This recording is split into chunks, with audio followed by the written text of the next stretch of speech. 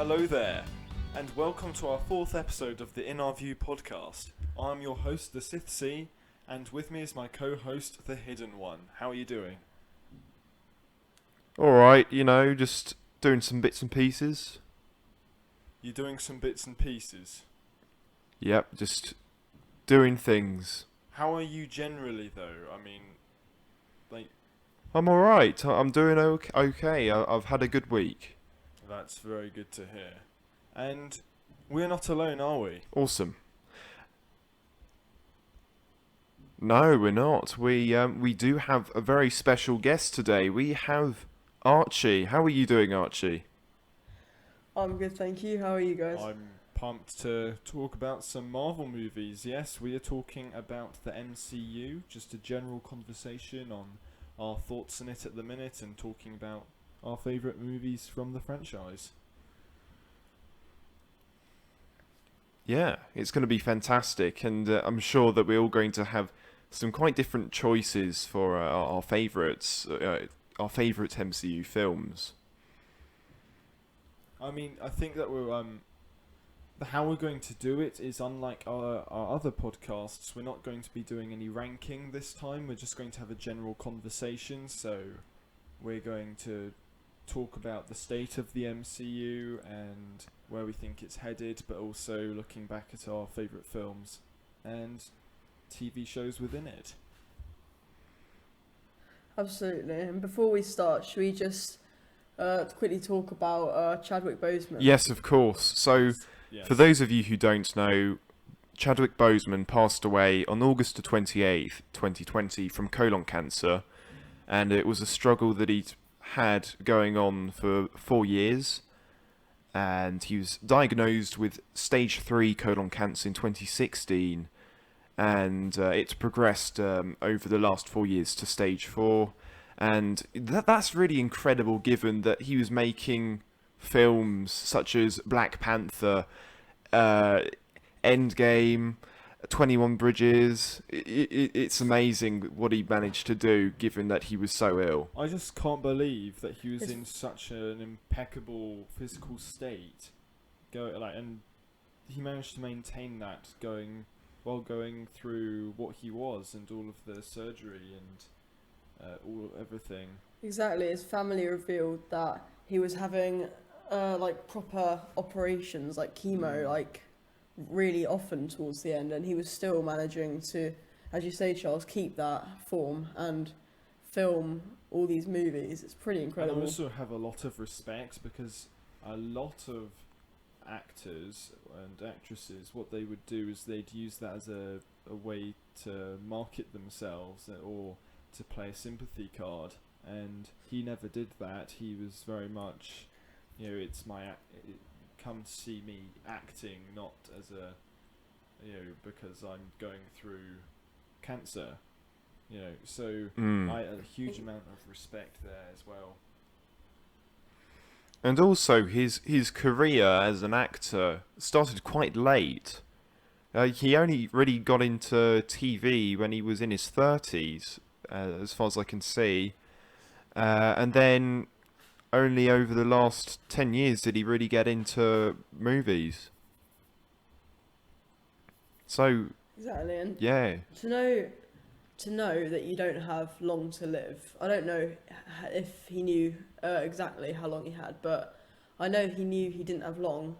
And instead of kind of exactly as you say, Charles, play the sympathy card, to just not tell anyone, just get on with it and make the most of the time he had, which is, I think, really impressive. Yeah. Oh, absolutely. Yeah. I so much respect for Chadwick Boseman, and it's just such a shame that he was taken from us and from his family, because he had such an incredible, intense acting capability, and he always brought his total A game to anything that he did. He truly made the role of Black Panther iconic, and I believe he had a lot more to give. Absolutely. He made huge strides for Yeah, cinema. and if you guys, I don't know if you guys saw that film. Oh, I can't remember his name. the singer he played in that film, in that biopic of the singer. Oh, I don't know. Oh, it's something I can't remember his name, but honestly, when he's performing on stage in that film, he's got some serious moves. He can like proper dance. And he's like, I think another thing I loved was when you'd watch videos of him doing interviews and stuff, and he loved his characters of Black Panther, and he knew everything. He'd really done his research, like he'd been reading the comics and everything, and like it goes to show that there's some people who are there and they don't know anything about their character because they don't care. But that's so He was frustrating. Genuinely enthralled and invested in the character. I've just I've just found the movie you're on about. It's called Get On Up. Yeah, that's it. Yeah. What are you going to say? And just to speak about him from a Marvel point of view, I think I don't think they could have literally chosen any actor to play Black Panther better than he did it. He had such gravity to the role, didn't he? He had a very commanding presence, and you took him seriously. Exactly. Rest in peace. So, rest in yeah, power. rest in peace. Wakanda forever. Wakanda forever. So, what do you think they're going to do then with the future of the MCU now that he's passed on? Well, I saw a theory that I really, really liked, and I just don't know if they're going to do it. But I saw a theory that Shuri is going to become Queen of Wakanda, and then Killmonger is going to have a redemption arc and become the new Black Panther, because they're going to use their technology to, like, I don't really know, save him or revive him, and kind of make him the new Black Panther. And I think that'd be really cool, but I can't really see that happening. I'm down for the idea of Shuri taking over and potentially becoming the Black Panther, but I don't think Killmonger will come back. That's just my thoughts. I don't think it. This has definitely shaken up their plans for the MCU, because I was expecting Black Panther, and it looked very clear that Black Panther was certainly going to play a significant role in filling the gap that's been left by Captain America and Iron Man. And the new Avengers. Totally. Yeah. He was very much being set up to be a key player in the next stage. Yeah, there was, Black Panther 2 was set up, and there will have been plans for that, and now they're going to have to look back and change things. And the big question is, would they risk recasting the character, or would they do any CGI sort of stuff? And then I don't think they would.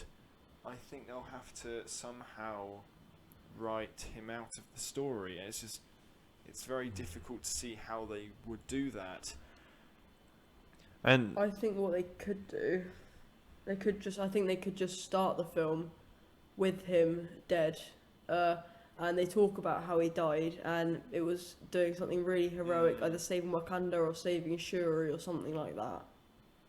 well, so you have some exposition explaining why he's dead. Yeah, exactly. Because, for example, when they replaced Terrence Howard as Rhodey, what's his name? Cheadle. What's his name? Don Cheadle. Don Cheadle. Is it? I think Don Cheadle. Yeah. That.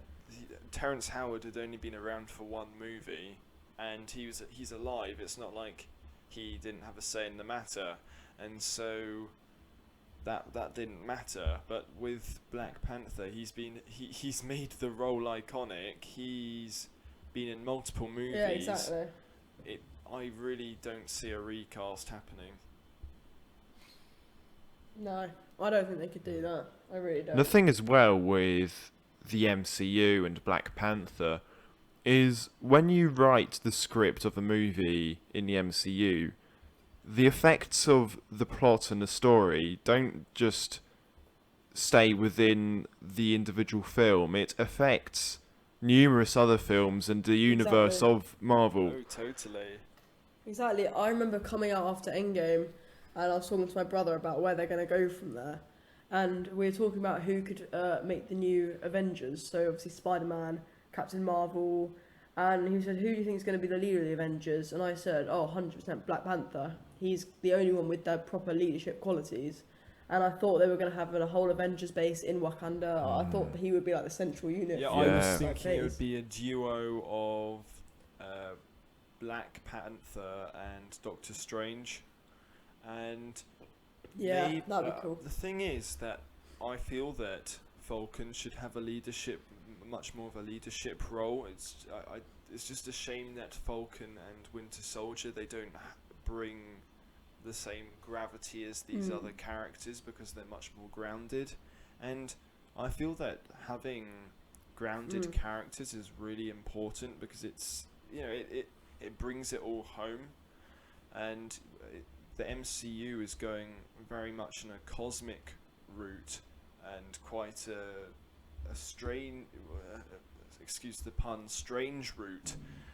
We're getting Doctor Strange in the multiverse of madness, and you're getting Guardians of the Galaxy and the 3 whole and WandaVision now. and How Yeah. we're getting the Eternals, and so after Black Widow, I guess you'll have Spider-Man 3, but then I feel that there's room there that we need to have more grounded characters, and so we don't know if the Hawkeye show's still going to go ahead because there were some issues with Jeremy Renner in his personal life, and I think that's why we need characters like Daredevil and Jessica Jones to be moved directly into the spotlight of the main MCU. Yeah. I think that's something that Marvel does want to achieve at some point. It's more how they going to do it in a way that pleases the fans and also fits in with the MCU. Because Daredevil's quite a gritty TV series, and that's one of the reasons why it's really good. But the MCU has so far been quite comic at some points. I mean, Endgame excluded. Yeah, all light-hearted. And so how they're going to introduce characters like Daredevil and have them on the same screen as Spider-Man is just going to be really interesting. Exactly, yeah. I think that's the same case with Deadpool as well. I mean, it'd be really cool to see him there. But his films are like gruesome and just That's so different. what I'm really curious So, about. How are they going to incorporate Deadpool into the MCU? Because Ryan Reynolds has had meetings. And it's not even just Deadpool, but the X-Men as well. Is that going to happen? It is. It's just we don't know when quite yet. I think that's Phase 5. And Fantastic Four as well. I must just ask a question. Okay, so you know how Shang-Chi, The Legend of Ten Rings is coming out soon? And so after the fans were like really disappointed about the whole Mandarin thing in Iron Man 3, they've revealed that the real Mandarin is going to be the villain in Shang-Chi in The Legend of the Ten Rings. And then I was just thinking the other day, I saw the Mandarin logo and I saw it had 10 rings on it. Am I being really stupid, or was that like a big revelation? No, it's that's what it is. So it's the same one. Yeah. I was so shocked when I found that. I was like, whoa, that's so cool. Yeah, no, it's really cool. I like how they build these things up and set things up earlier down the line. I really like that, yeah. It's like, that's the great thing about the MCU, that the later films can then change how you view the earlier films. Also, do you guys know anything about the film What If? Because I don't get it. Oh, so that's a TV series, and Right. the idea being they're going to look at key moments in the MCU and how, if an event turned out differently, how it would affect the rest of the MCU. That's cool. Is it like a different event per episode, do you think? I think so. What I'm... So does that mean they could be bringing back like Chris Evans and Robert Downey Jr.? I don't know if they're bringing Chris Oh, Evans and well, Robert Downey Jr. 'cause they I think weren't it's on the animated. cast list. Yeah, it's Oh, really? animated. So, but you Oh, have. no. I mean, they might do some voice work, but They weren't on it's the more cast likely that list. they'd rip stuff out. They weren't on the cast list though, Yeah. because they had a whole load of the actors in the MCU doing voice acting, but those two weren't there. That's interesting.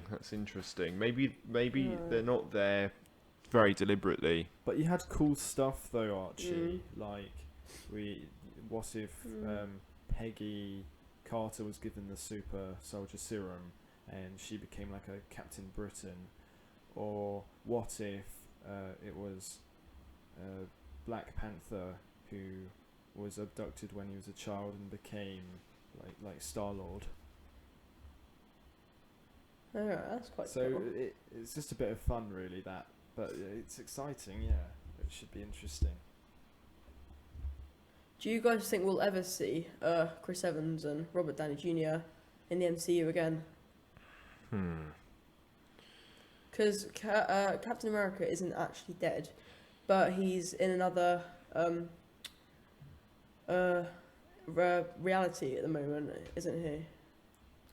I think Because he went back in time. I think we could see Captain America again, maybe in snippets of the Falcon and the Winter Soldier. But as for Robert Downey Jr., I think they want to try and move away from Iron Man now, Yeah. because they've really overdone the whole Iron Man thing as of late. I mean, look at the two Spider-Man films, Homecoming and Far From Home.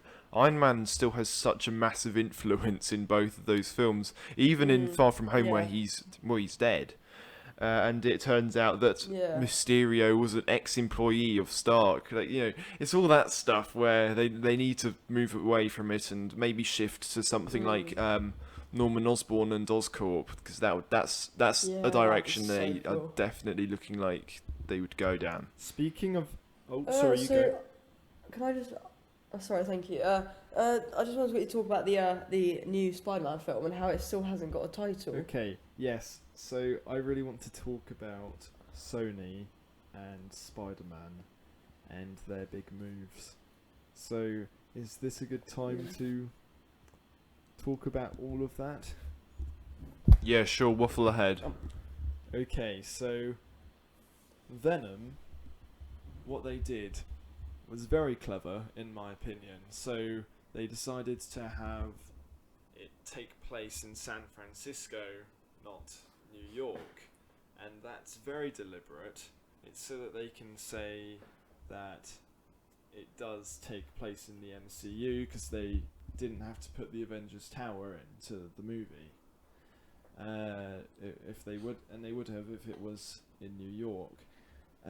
So that they left that door open, and then we were given the Morbius trailer, and at the very end of that we have Vulture appear, and it's very clear to me that Sony, with their movies, they're really trying to build up a Sinister Six scenario for Spider-Man, and they're shoehorning their movies into the MCU because legally they have the rights to use their characters that are in the MCU, and so I would really hope that in Venom Let There Be Carnage that we get Tom Holland Spider-Man somewhere. I mean, if you've seen the Morbius trailer, you have on a wall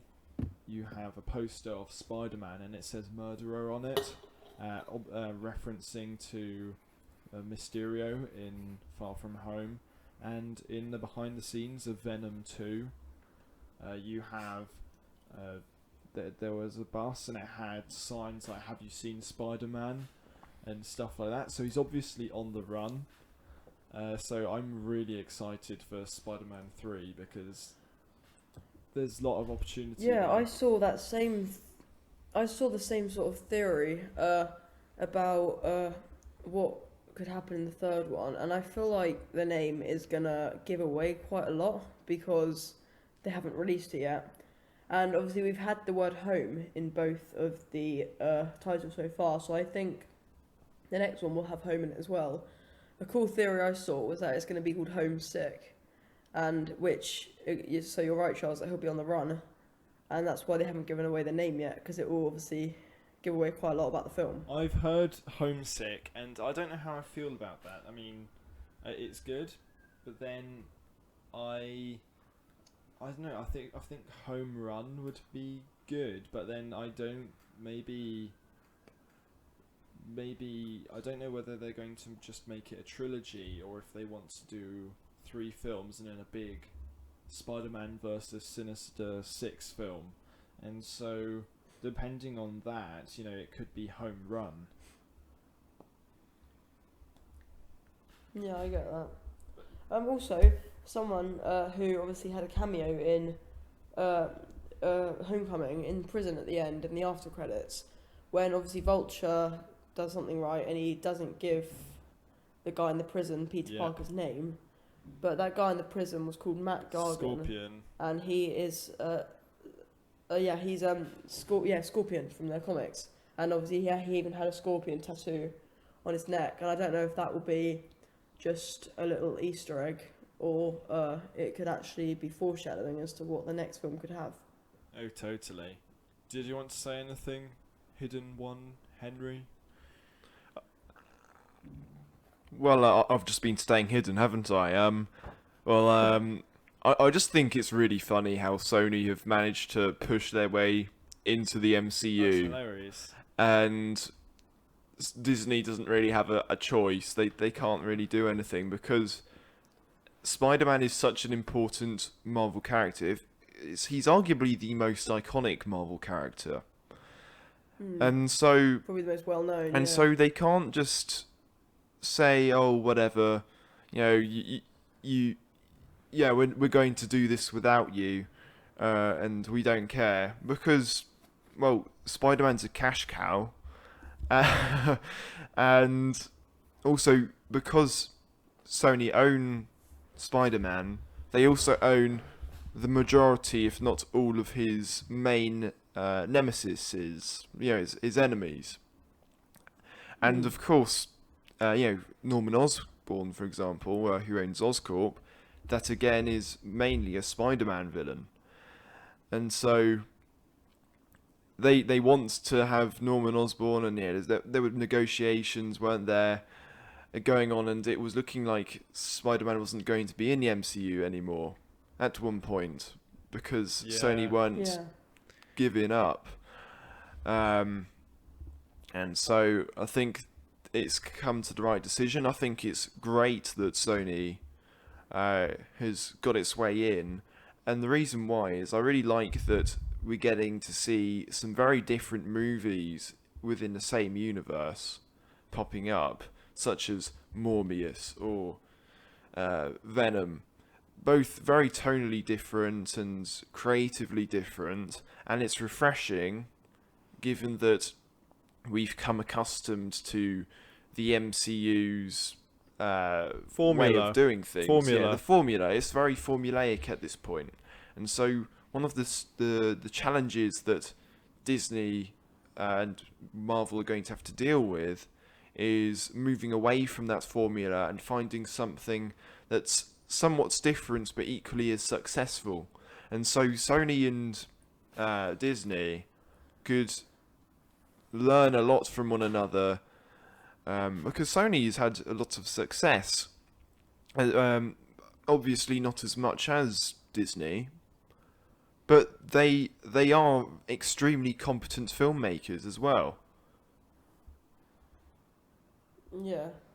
And going back to Norman Osborn and the Green Goblin arc, I as much as I would love to see him in a Tom Holland film, I'm really not sure whether they will, because they kind of, in all the live action Spider-Mans that they've had, it's kind of been, they like varying the villains. So we had the original, we had obviously Green Goblin, and we've had Dr. Octopus, Sandman, Venom. The next Andrew Garfield lot, it was completely new ones, Electro, Rhino, and but then they used the Osborns again. So I don't know whether that means they're going to keep varying up the villains and they've had enough of Osborn, or if he's such a fundamental villain that they're going to try and use him in every kind of different Spider-Man universe. I don't know. The challenge is going to be making Osborn different enough, because I'm almost certain that he's going to pop up at some point, because he is, as you mentioned, such a core evil villain, and his influence is certainly something that should not be ignored within the MCU, and so he should pop up in the MCU. So, who do you think will be in the Sinister Six? Who do you think will make it up? Because I'm saying we've got Venom, Morbius, Scorpion. We've got Vulture, and I'm guessing now Kraven the Hunter. I think that would be a really good choice, and I'm thinking, the security. You know the guy who worked for Shield, who was like the bus driver in Far From Home. I don't remember what villain he is. Yeah, he was dodgy. But he is. He's a villain. I don't remember which one he is. And I'd like to see something like Venom, like changing sides and then teaming up with Spider-Man, and like a sort of anti-hero thing. I think that'd be really good. Well, yeah, I've always thought that Venom at heart is a good character. He's an anti-villain, isn't he? So he's got some good intentions, but also he can be selfish. So I could definitely see Venom being the villain at the start of the film, being persuaded into joining the Sinister Six, and then on reflection deciding, you know what, Spider-Man's all right. And even maybe teaming up with him. Yeah, exactly. Yeah. I'd love that. That'd be cool. Because Spider-Man, he kind of hasn't really been on his own much. He kind of obviously had Iron Man to kind of back him up in the first one, and then he had Happy in the second one. So I think they quite like putting him with someone, because I feel like his character works really well with other people. Like, he has good chemistry with a lot of characters, so I feel like they are going to get another person to kind of play alongside him. Yep. So. And another Spider-Man villain we haven't mentioned is Mephisto, who could possibly come up soon. Oh, so Dimitri, really he's cool. Chameleon. I said Mephisto, the devil guy, the big devil. Oh, okay. Let me have a look. Who owns the Hell Realm. Let me look that up. I'm not familiar with that character. The bus driver I was on about, Dimitri, he's the Chameleon. Oh, right. Ah, okay. And in that run, Spider-Man teams up with Daredevil, Archie. So cool. That's potential for the future. I really the thing I need in Spider-Man 3 is a Daredevil Spider-Man team up. Be such a great way to introduce. That would be so cool. I think or even I'd just be happy if they put Matt Murdock in and he was Spider-Man's lawyer. Even that would just be amazing. Yeah, the only problem with that, I'm pretty sure Daredevil is a lot more serious, isn't he? And he kind of does he joke around and stuff? I haven't really he seen can it. make jokes, yes. The thing is that I think that his show is better suited as a 15, but I think that he can still fit into the MCU well, and I think they could make a 12 movie that would be good. It's just it would be a hard 12, It would go as far as it could. Like there Yeah, are and ways also- to make these characters still authentic while keeping it to the 12. But Yep, and also another thing to point out is because Spider-Man is quite a comical, light-hearted character, particularly in the MCU version, the Tom Holland version, to have Daredevil, who's most of the time very serious, would help to balance and mature the film, I suppose, and tonally shift Spider-Man movies. I mean, imagine if they introduced Wilson Fisk as well, in Spider-Man 3 or something, because Wilson Fisk is both a huge enemy for Spider-Man and Daredevil, and it makes sense. Like, I'd much rather Daredevil than She-Hulk, for example, because they're both lawyers, but Daredevil's the one who's known for being with Spider-Man. They're both New York.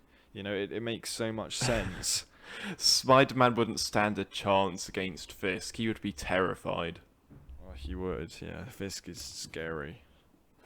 To be fair, he's pretty Spider-Man. I don't think he has much fear. To be fair, kind of in Civil War, like straight away he came into battle and took on That's Captain true. America.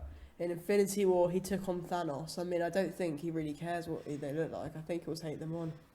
All right. Okay, so half an hour has passed. Do we want to get on to our favourite movies of the MCU as of now? Sounds like a good Yeah, idea. let's do it. Do you want to start first? Okay. Yes, Archie, would you like to start first? Okay. I want to quickly talk about a film that I absolutely love. Obviously, I think for most people, Endgame's at the top of the list, so I won't go mainstream. I'm gonna go for Thor Ragnarok, being one of my absolute favourite films. And I just think it's so different to the other MCU films because it's quite a simple plot, which I like, and it's just so funny, I think. I think I know which one this is. He just Thor said Ragnarok. Thor Ragnarok. Oh, sorry, I couldn't hear Yeah. it cut out. Alright, Thor Ragnarok, nice. Yeah. Oh, I think I know which one this is. Good guessing. Well, I mean, it was the one I guessed, but yeah. Alright, that's pretty good. Oh dear. Okay. Alright. What a time to cut out. Yeah. So do tell us why is Sorry, just why cut is out. Thor Ragnarok your favourite MCU film? First of all, I think Thor is so funny, and much like Black Panther, I think they couldn't have chosen a better actor to play the role. I think Chris Hemsworth is just perfect, and I think it's funny how he looks like such a brave warrior, and he kind of speaks like one too, but in reality, he's kind of not like that. He's not like a big serious warrior like he's portrayed as in the comics. He's just kind of a bit stupid in a way, kind of throwing the ball out the window, come back to hit him in the face, that sort of thing. I think it's all kind of a lot of slapstick comedy in that film. Because that's what The heroes whole- do. Like, exactly, the whole Hulk like jumping onto the bridge from the ship and just like falling in front of everyone, not turning into Hulk. I just think it's so funny. What did you think of the shift and the character development in Thor Ragnarok? So in terms of how different he is in this film to the previous films. Yeah, he did. It did seem that he changed quite suddenly. In that, in the first film, he was more serious, a bit funny, and then second one, he kind of wasn't that funny. But I feel like there is an explanation for that, and that the more time he spends on Earth, that kind of the more accustomed to Earth humour he gets, and he becomes more funny. So obviously in Thor 2, it's pretty much all based on Asgard, and there's like a little bit on Earth, but it's not kind of very Earth based. So I don't know. I feel like the more he's on Earth and stuff, the funnier he gets. Oh no, totally. I definitely agree with you on that. That's definitely one of the reasons, and I think one of the other reasons that it could be as well is obviously he's no longer with Jane, and sometimes a coping mechanism for losses like that can be looking to humour. Yeah, what happened between him and Jane? Because I don't think it was ever Well, I explained. think they just said that they split up.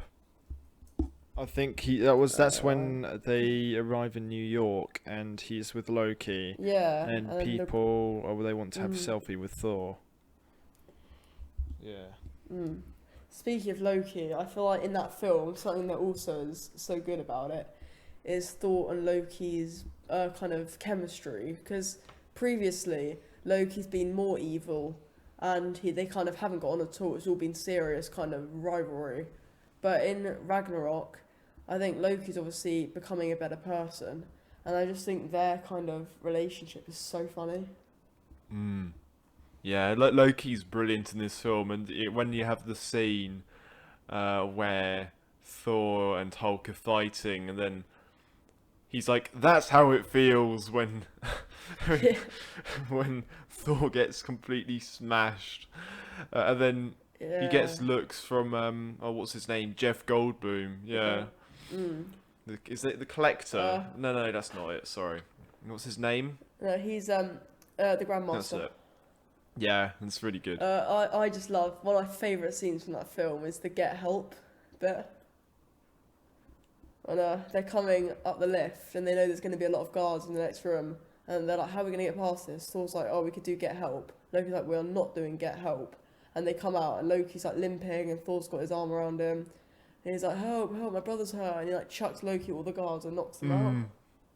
It's just really funny. Yeah.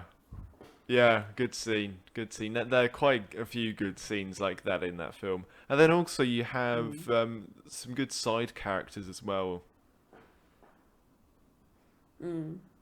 Like Valkyrie, I thought was really good in the film. He-Man. Yeah. He-Man. Thank you. Oh, cool. He-Man, would you like yes. to join my revolution? Thank you. I was waiting for someone to do that. Yeah. He is just comedy gold, honestly. It was very good to see him in Endgame. I'm glad they didn't just drop him Yeah. after one film. Yeah. And or something I've seen Endgame I think 4 times now, and it was only recently when I did a Marvel marathon I actually noticed him in the final battle.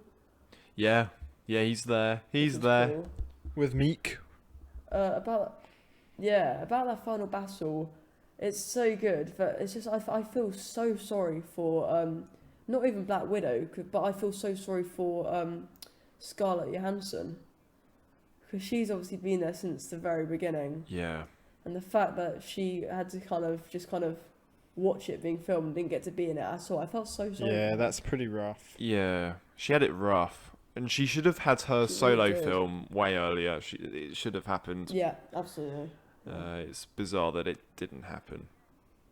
Yeah, because you said they're kind of moving away from the current MCU and moving to new parts of it. So, and now Natasha's dead. She's had a kind of arc and saving us and sacrificing herself to save Clint. So I feel like they shouldn't now suddenly bring her back again. I feel like you're right. They should have done it way earlier, and this should be the end. Well, what of I those think three. they should have done is they should have done a Hawkeye and Black Widow team up movie, and they should have done all the stuff Yeah. in Budapest. Yeah, that would be interesting to see what actually happens. Because I in still Budapest, 'cause- I feel like Jeremy Renner, his Hawkeye's just been completely disrespected.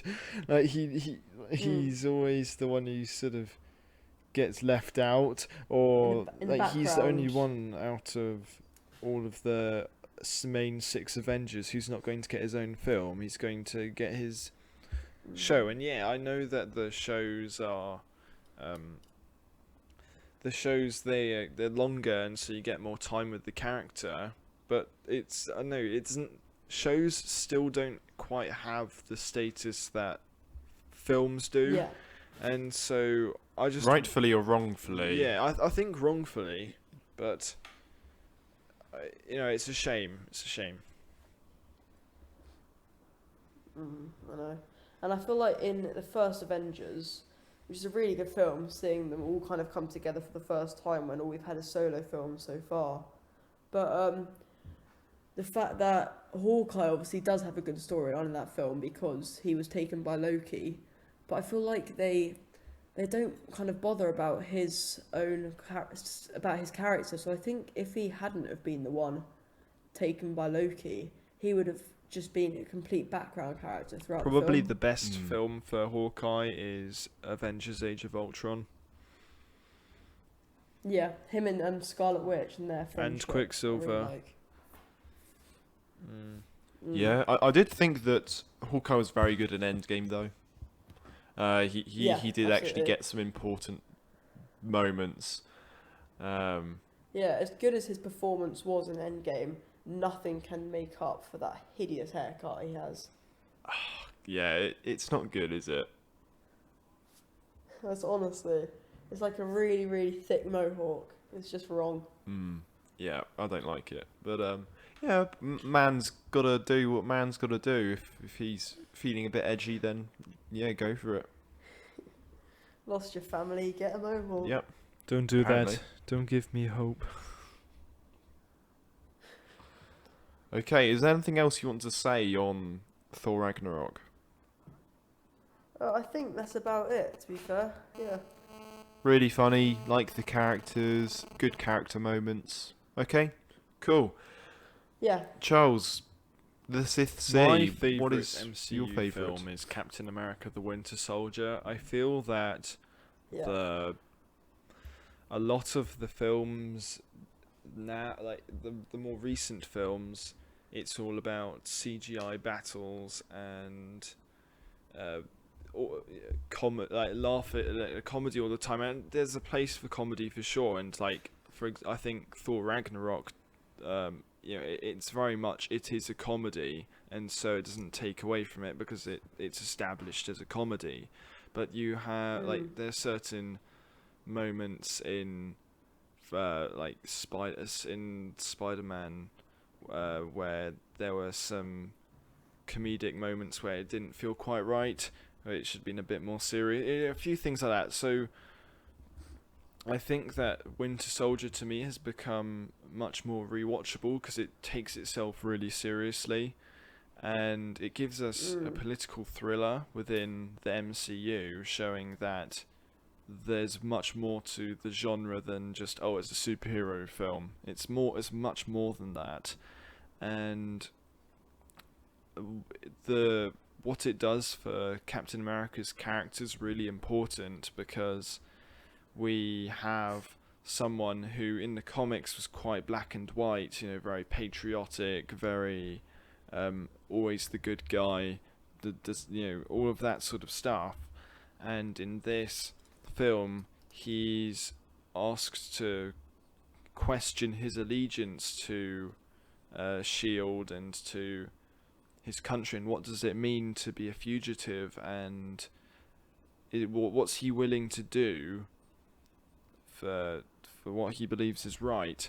And it moves on into Civil War, and it's really important because you have a character who's essentially an icon of America, and if he decides to go against the government, it says quite a lot about the government.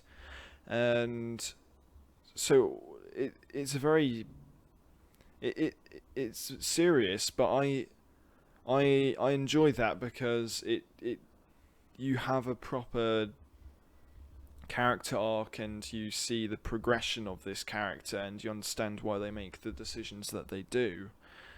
And also the fight choreography is incredible. If you look at that scene near the highway with Winter Soldier and Captain America, and they're having that fist fight, and it's just incredible. That I think that's the best choreography in the MCU. It's incredible. And also, obviously, the lift scene. And the famous lift that's scene. amazing. I love how they paid that off in Endgame. Yeah. Yeah, that's an amazing film. And one thing I really enjoyed about that film is, obviously, when it was revealed that MODOK was going to be in the film, I was really kind of skeptical about how they were going to do that. Because obviously in the comics, he's a really, really comical, non-threatening, just kind of robot with a face, like a Teletubby sort of thing. And so I was, yeah, but then the way they did it in the film was so clever. They really kind of modernized it, and I thought it was so clever how they did that. I really like how they dealt with making Captain America fit into the modern day as well, and seeing how he has struggled with finding his place in society as well.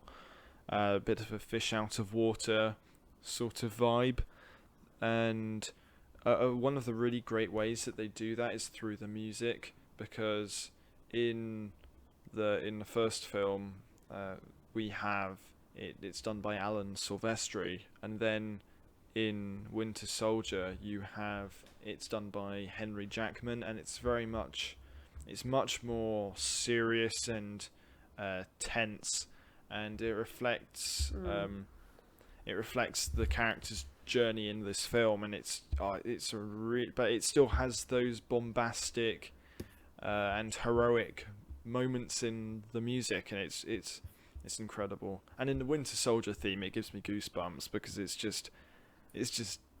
dangerous. It is really dangerous, and it does have a sort of foreign element to it. It's something not quite right there, and it really reflects Bucky's character as well. So yeah, no, I love that film so much.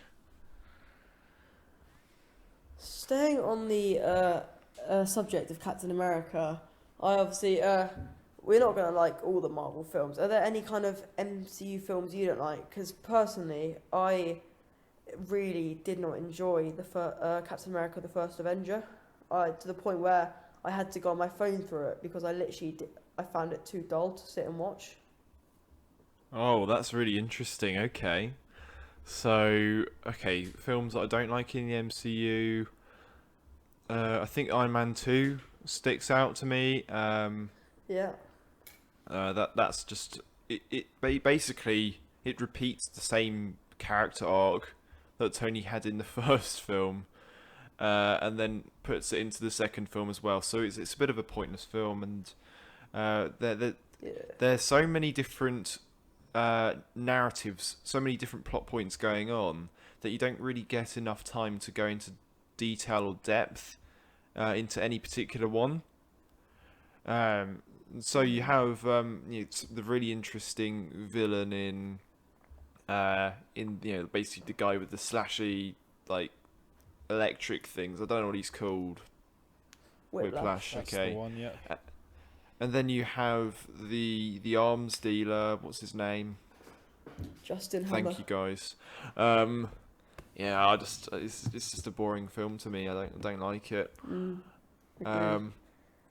then I guess agree. Thor: The Dark Iron World, Man not a 2's good one. for me that isn't so good. Yeah, I but get that. Thor: The Dark World's a bad one as well. Yeah, see, with Thor: Dark World, I think I'm different to a lot of people because I think I split that film in half. The first half, which is purely on Asgard, I find really repetitive and nothing happens. And I can't stand Thor's friends from Asgard personally. The Fandral lot, I can't stand them. I did, I loved. I can't even remember what I'm talking about now. I've zoned out. What was I talking about? It's because that film is so dull. Yeah, exactly. Well, I've got a question. Oh, sorry, go on. I was just going to ask your opinions on Captain Marvel, given it's quite a controversial film, given the popularity of Brie Larson. So do you what did you think do you about mean the lack film? of popularity for Brie Larson? Yeah. The thing is, the film was better than I thought it was going to be when I watched it, but it's an average film. It's sort of like going back into phase 1 of the MCU. It's that sort of polish to it. It's okay. It's all right. I think I preferred her character going out of it than I did going into it. I thought it was better than I hope that it was. I It was agree. I better think than that my I thought it was biggest- going to be, because I went in thinking, oh, she's terrible, blah blah blah. I think my biggest problem with the film was when you have that scene where in Winter Soldier, I was just talking, you have Nick Fury saying, the last time I trusted someone, I lost an eye. And then you just get the cat, Goose, Yeah. clawing the guy's eye. It's like, you can't be serious. That Yeah. really What they've done is cheapens they've that. got a cheap laugh. Yeah. They've got a cheap laugh for that movie, but what it's done is it's actually been to the detriment of one of the best MCU movies. And so that's the sort of thing that I was talking about, where the comedy for me has been a bit much sometimes. Yeah. But I think I think Captain Marvel, like I'm the same. I think it could have been a lot worse, and I did enjoy quite a bit of it. So I mean, oh my gosh, her suit is so cool. How it could change colors and stuff. That was really cool to me. I think What wasn't cool is how Monica knew how to change the suit. It was literally like an alien control pad, and she just knew exactly what she was doing. Yeah, and that I was a found bit little weird. And the other thing that I have an issue with this film is that you have the end scene where I'm really bad with the names at the minute. What is it? Ronan. Oh, You have right, Ronan come in on Ronan, yeah. with his ships, going to invade or destroy Earth. I don't know which it was, because I've not watched a film since the cinema. And then she just literally just flies through the ships, then says leave. Like it makes what should have been one of the climaxes of the films just feel empty. He was so disappointing in that film. Because he was obviously a really kind of ruthless villain in Guardians I of liked the him Galaxy. in Guardians of the So Galaxy. when I first saw him in Captain Marvel, I was like, oh, awesome! We're gonna see a bit more of him now, and we just didn't get anything, literally. And he turned out to be a bit. Can I say that? Sure. we'll censor that. I'll censor that. Yeah, a bit of a wimp, let's say. Yeah, I think that for me, actually, though, the MCU film that's disappointed me the most, I wouldn't say it's the worst MCU film, but the one that disappointed me the most was Guardians of the Galaxy Volume 2. I mean, what That's do you interesting. Yeah, me and what Henry. do you guys think? Yeah, well, me and Henry actually just discussed that before you joined the call, and we were both saying how we really enjoy it. We really like it. Yeah, it's in my top 3. It's in my top 4. For me, Sorry, outnumbered. yeah, but I that means I'm going to have to defend myself then. For me, Yeah. I feel that I preferred the tone of the first film. I felt it was much more. It was more grounded, and it was very much. I felt that the film. It did a really great job of establishing these new characters, and it did everything I could have wanted.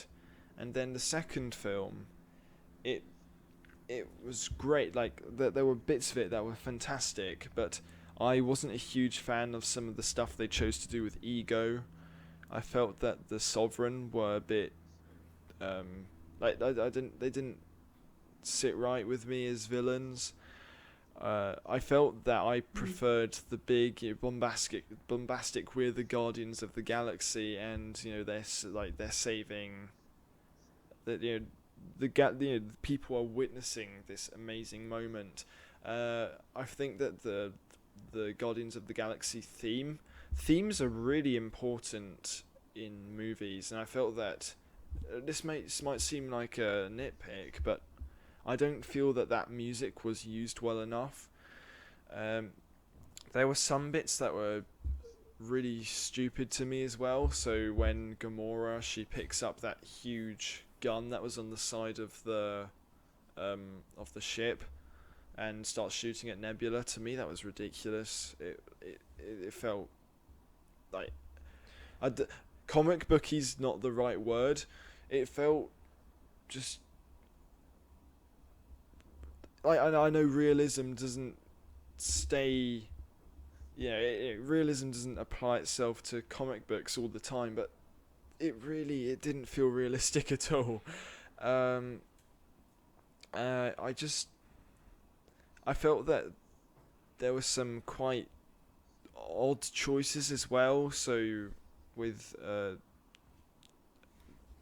it was quite unsavory, some of the stuff with Baby Groot, like how he was treated on the ship and stuff. It just did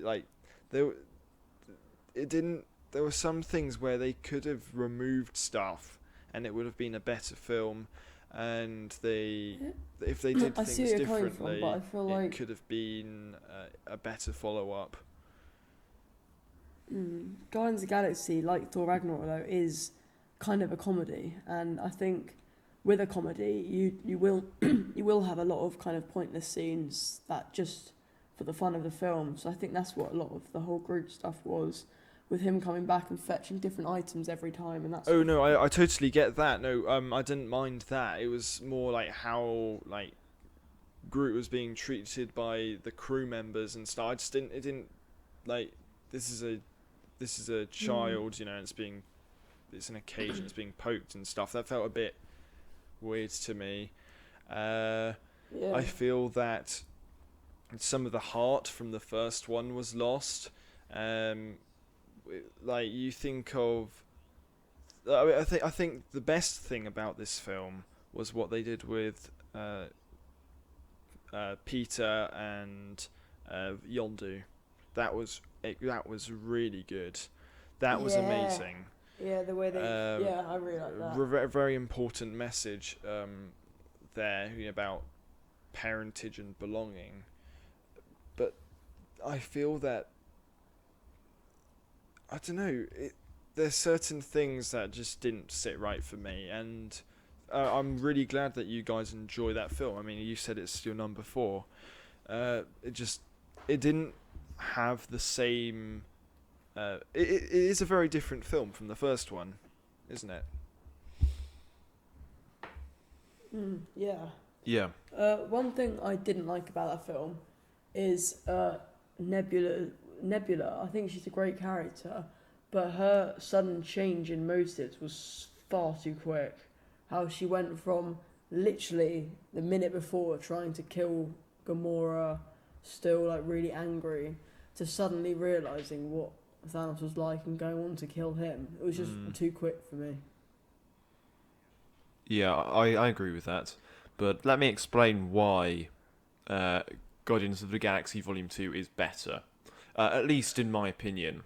So, for me, origin movies such as Guardians of the Galaxy and the majority of the Phase 1 MCU films, though I can enjoy them, I do tire somewhat of origin movies. Yeah, I know exactly what you mean. Because there's a lot of exposition and a lot of setup. And sometimes I like to watch a movie where we have established characters and we can just hit the ground running. And this film comes in with a bang. It's got Mr. Blue Sky playing. That's fantastic. And some amazing action in the background. And it's all classic Guardians of the Galaxy stuff going on. And you can tell that this group of misfits know each other really well and they work very well as a team. And there are a number of different routes that they go down. They explore tension between Peter and Rocket, and how there's a bit of a difficult relationship there. Obviously, Peter and his dad, Gamora and Nebula. There's so many things that are really, really good in this film. And then also I think, Charles, one of the arguments for why this film isn't so good was that it didn't feel that it had as much weight. It wasn't sort of. Like as in, it wasn't as big an event for the whole Yeah. galaxy. I mean, was it? sure, you had lots of Wh- the sort of eggs that he planted, and Well, like exactly, they were all around the galaxy and stuff. Like, but exactly. That's but my point.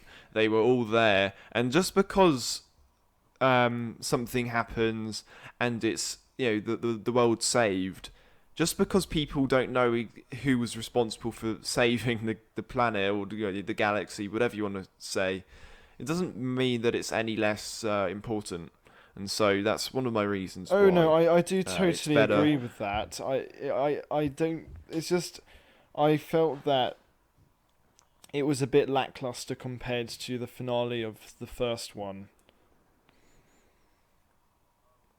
Oh well, it doesn't necessarily have to be bigger. I didn't feel it had to be bigger, and the reason why the first one had to be big was because you'd had these misfits who really hate each other come together and do something amazing. Whereas with this, it was a much more personal story, and if you don't appreciate it for being that, then I understand why you would prefer the first. But for me, I really do appreciate that particularly Peter and his father and his mother and all of that aspect of the film, and also with Quill. No, sorry. What's his name? Peter's like the guy you thought he kidnapped. Yondu. Yondu, yeah. The relationship between Peter and Yondu in this is it's heartbreaking. Yeah, I just feel you can't talk about Guardians of the Galaxy without mentioning and just loving Drax. I just think he is the funniest character I've ever seen on TV. He's very good. He is very, very good, and he just knocks it out of the park in this film. I didn't like Drax in the first film, but this film makes me like Drax. Okay. In the first film, This film makes me like Drax. I think he's really funny, but yeah, in the second one, you're right. He is so much more funny. And literally, it's from the beginning scene when they're fighting the huge monster, and Drax thinks the skin's going to be easier to pierce from the inside, and he dives through his mouth, and I just think that is so funny. Like, it's straight away from the get-go, it establishes all the characters. So Baby Groot just being really insignificant and just kind of chilled out about everything. And Drax being kind of arrogant but in a funny way. And Quill and Gamora being like actual serious about stuff, and Rocket Raccoon just kind of enjoying the gadgets and just having while fun, watching really. the film, were you rooting for anyone? Like, did you feel like you had a strong drive for you were really rooting for someone?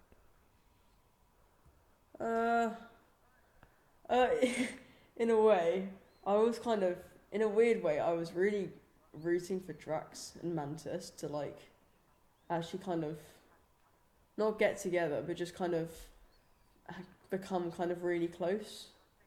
And I think obviously because Drax is so kind of horrible to Mantis at first, and I think kind of you see while she's been knocked out, you see how he actually does care for her and how he kind of went up to the kind of carried her out of it and saved her. So you see how he does actually care about her, which I think is quite nice. What about you, Henry? And as for me, two people I was rooting for. So Peter, for two reasons. One, because I wanted him to have that relationship with his dad, but of course he finds out that his dad's evil and a god, and so that's really disappointing for him. And then the other one I rooted for was Yondu, because I could tell immediately in this film that Yondu isn't as bad as he was made out to be in the first film, and so I was really rooting for Peter and Yondu. And then when it turns out that Yondu was all right and looked at Peter as if he was his son, it's just really warming. But I do understand why you would feel that it was clear who to root for. And the other thing is quickly, while we're on Guardians of the Galaxy Volume 2, is did you feel that the humour that was in the film, it was trying too hard, where in the previous film it landed naturally. See, I disagree. no, I think not it was at all. I think it was so natural. It just seemed like you can just see the clear dynamic of their group, and I think that was done really well. I think both films are very natural in their approach to comedy. And the other thing as well is because, of course, this is a galaxy, right? You're going to get a mix of weird cultures and stuff. And so when you have, the Golden People, what are they called again? God, I'm bad with names The today. Sovereign. Yeah, the Sovereign. When you have the lead of the Sovereign just have that carpet rolled out, that's funny because it's so stupid.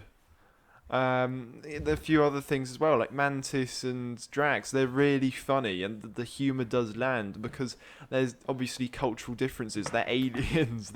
They don't have the same social background as humans do, and so there is going to be that sort of thing. And I honestly do think it lands. Yeah, So I mean, I'm Yeah, just just a playing. quick Yeah, thing I'm about- playing a bit of devil's advocate. I'm not. I'm not. I really don't want to take away from your guys' enjoyment of this film. It's just for me, it didn't.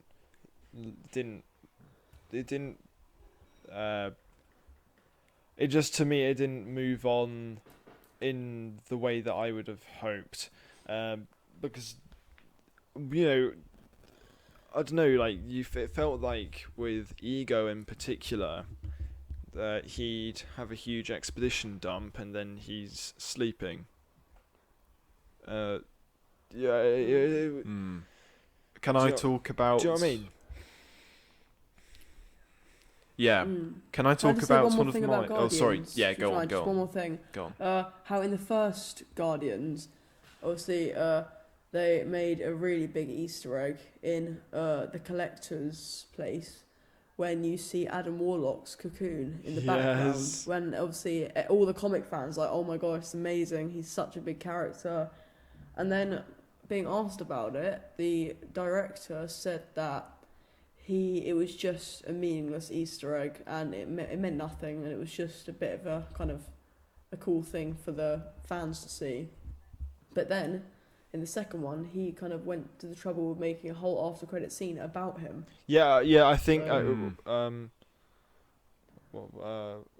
I think he said that was a fake one, because then they did decide they were going to go with Adam Warlock, and they wanted to have him in Volume 2, but they didn't feel that I'm there was so excited enough. to see him in it. There wasn't enough, room to introduce Mantis and Adam properly. Yeah. So I think James Gunn's very good, very good.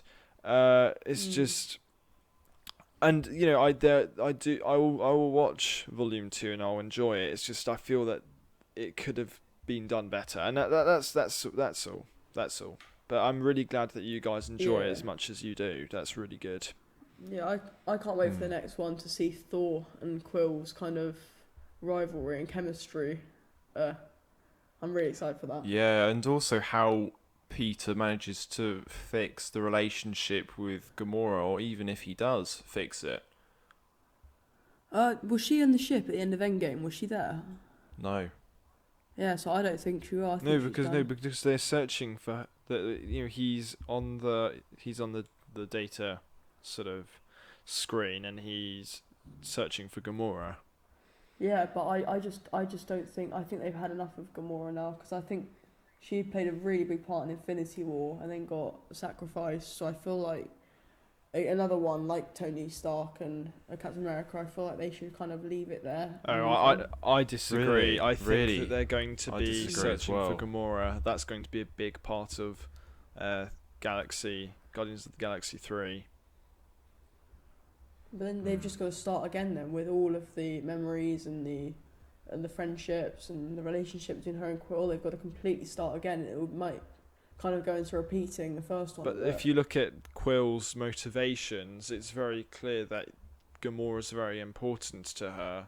I mean, to him, and so to me, there's no way that he'd give up on that. And I think it's absolutely going to be a huge part of Guardians 3, searching for Gamora. Mm.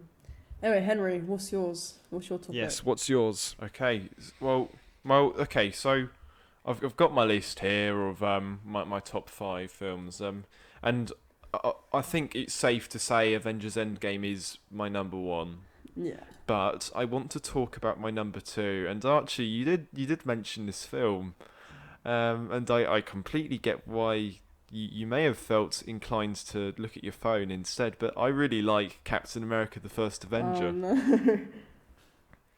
I really, really do like I it. think that this one, the shots, it has issues, the shots but in it's this really film, they good. just scream comic books. Like you have the Hydra cars, like really long, very exaggerated style and look, and like it's very the action scenes. We have a huge explosion. You have Captain America throwing his shield.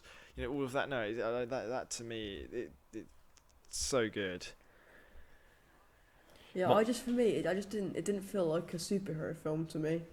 It literally just felt like, because it was set in the 40s, that might be a part of what I didn't like. I feel like obviously he was far from kind of maximising his abilities because he was kind of a new super soldier. And I feel like it's kind of, obviously Henry, you mentioned not really enjoying the origin stories. And I feel like this was an origin story that lasted way too long. I think one of the downfalls okay. of the movie is how it skips over World War II. I think they could have.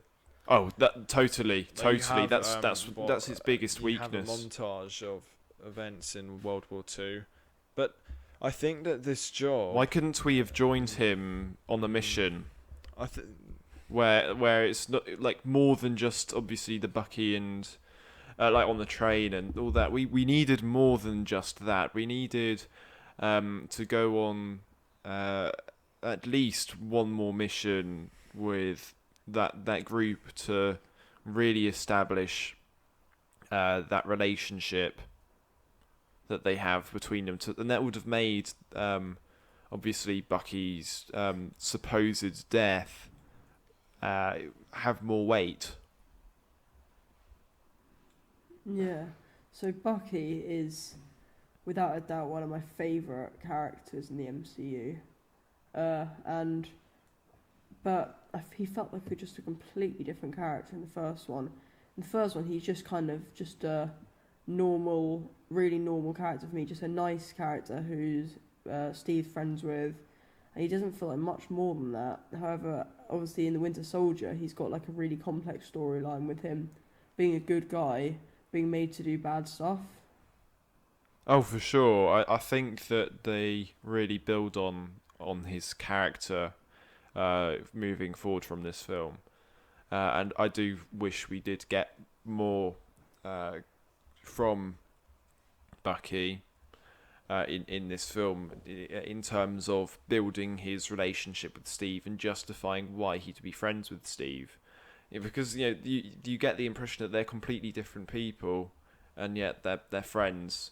And so, honestly, I know the issues with this film, but I like it because I really like the character of Steve Rogers, and that's the biggest reason why I like this film. It's because I'm there for the character. Well, in a way, I think this film, as well as being an origin story, is much more of a character analysis.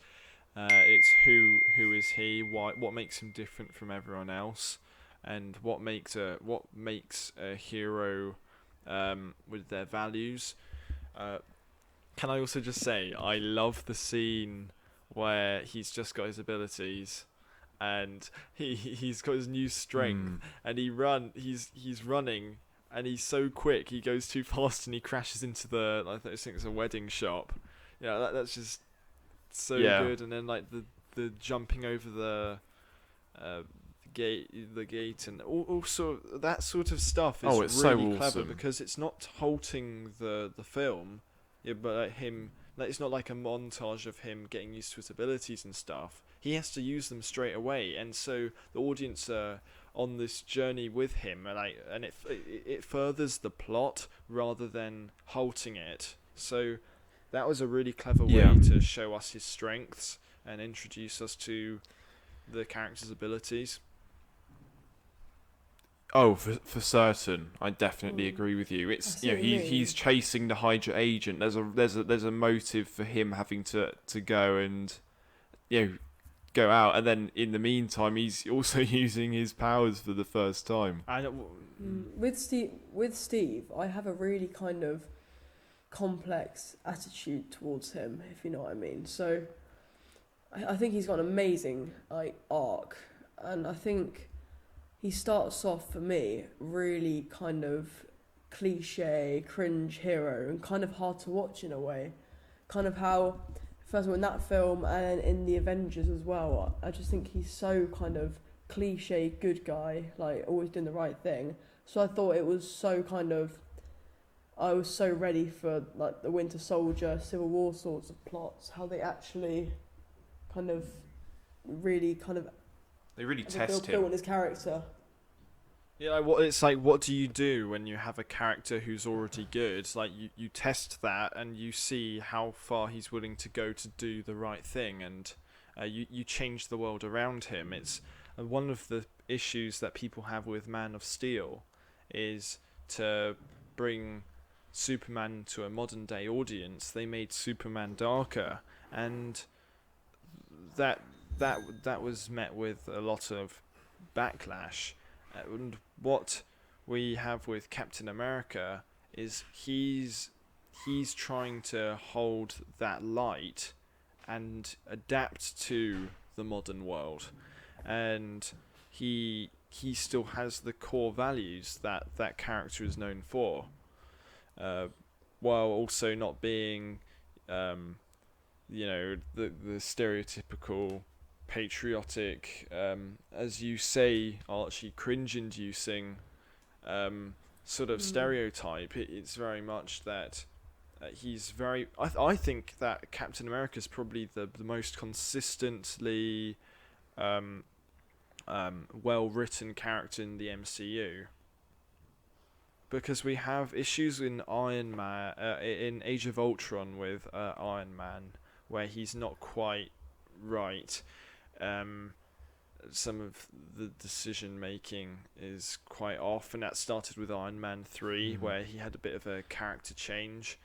And then obviously Thor, he had a rough film in The Dark World. Yeah. And then also, some people really liked how he was in Endgame, but it was a bold and sort of risky move to make Fat Thor a thing. But luckily, I think it's paid off. I've warmed to it over time. I think it's actually quite good. But initially, I was pretty taken aback by it because I wasn't expecting it. Yeah, so speaking about the MCU as a whole, I think you can tell they really love their kind of character arcs.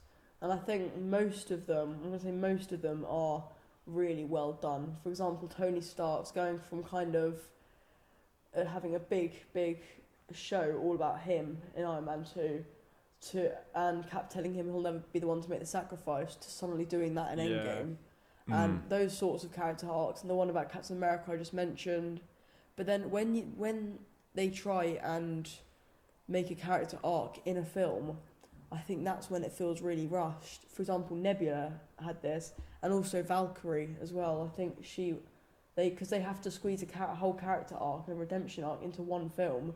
I think that's when it starts feeling really rushed. It honestly depends on how you write it, because, for example, one of the best comic book movies of all time is Logan, and you have the character arc of he's fed up with life and he's suicidal and he has an adamantium bullet so that if he wanted to kill himself, and you have he doesn't care about mutants, he just wants to live his life, and he's introduced to Laura, who's one of the only mutants left in the world and happens to be a female clone of him, and he opens himself up again, and he realizes what life's about, and that that character, he goes through an arc that doesn't feel rushed. it's very much a character-driven story, and he ends with a sacrifice for the people who he cares about and doing something. He's let go of some selfishness that he's had in the last few years of his life, and he's So sorry guys, the door's just rung. Yeah, I've just got to go get the doing post and stop the dog from sacrifice. barking. I'll be back in a Oh, minute. that's fine. That's fine. Don't worry. So, we'll just cut this. Don't worry. So, I think that another thing with the MCU is that, again, I like what you said about Sony. With Fox, we had a huge amount of diversity when it came to creative talent that was brought on board, and I am worrying that the MCU is starting to feel formulaic. I think we're going to have to see what they do with Moon Knight and Blade, because those are those are characters that are quite mature, and so the fact that they're going ahead with that wouldn't suit. the fact that they're going ahead with those projects, it's really interesting to me. And so if they can do that, I'm sure they could do Daredevil. If you can do Moon Knight, you can do Daredevil. Yeah, particularly Blade. If you can do Blade, then you can do Another thing Daredevil. that's quite interesting with Blade is that you've got, I think one of the, I think an actor who's playing a cop in, with like a sort of metal arm, I think, or something. There's something about him. He's in Morbius, but he's also been cast as the same character in Blade. Yeah. So that's going to be very interesting. Oh, for sure. For sure. Sorry about that, guys. We were just talking about Fox and Sony and how we used to have quite a diversification of talent. You know, there was a lot of diversity, and we're just hoping that Marvel, they'll look at companies like DC and they'll see that they can. It is commercially viable to have different films tonally, and what I think the big test is going to be seeing how they deal with the character of Moon Knight and the character of Blade, because those characters are very mature in thematically, and so if they can do those characters and they are done correctly, then it'll either have to be a hard 12, or it's going to have to be a 15. And I don't know if Disney and Marvel Studios are going to ever be prepared to do that. I think it's a bit silly to just stick to 12s. I mean, obviously you had the example of Logan. That's an example of a 15 that's done incredibly well. And just because a film is restricting the audience, it doesn't necessarily mean it will do worse than a 12. It's all dependent on how good the film actually is. Look at how well Joker did. Yeah. Yeah. Precisely. Yeah. And Logan did excellently as well for a 15. Yeah. Yeah. And I'm glad. It's really great that they pushed for it to be a 15. The cast and obviously the director and the people who were in charge. Oh, totally. So they let creatives guys, I do think what they do best. I'm gonna have to head out now because the puppy's just woken up and he's weed on the floor twice, so I think I have to dip. Okay. That's fine. We were going to try and wrap up anyway. Any last things that you wanted to say? I don't think so, actually. Thank you very much, guys, for having me on here. It's been a pleasure. No problem. Do you want to plug any social media, or are you happy to just remain hidden like me? No. I will I won't put my social media on here, but I will put shout outs on my social media for this podcast. Oh, thank you. Thank you, Awesome. good sir. So thanks very much, guys. All No right, worries. we've been your hosts. The Sith Sea, do you want to plug any social media? As always, you can join my Discord server. Link in the description. Instagram and Twitter also there. And just make sure to subscribe to my channel. I'm doing all sorts: Star Wars, Marvel, DC, and I want to do a few other things, a movie and TV related, of course. So yeah, that's about it from me. Awesome. And then, anyone who's subscribed to the Sith Sea, please move over to me as well. I do some epic gaming, and I do talk about a mixture of things. And I try to vary my content, so if you could support that, that would be awesome. As for how you can get a hold of me, I prefer if you write in the comments your thoughts, and I'll happily respond. But you can also contact me via Twitter @The Hidden One, and yeah, that's about it really. Yeah, that's my dog. No, we couldn't. Oh, But- he's whining so much. But your microphone probably did. Yeah, I might definitely pick that up. Yeah. Put that on the thing. Okay, Stop. we've Alright, been so your I'll see you guys later. we have been your hosts, The Hidden One, The Sith Sea, and we've been joined by Archie, and we'll see you in the next one.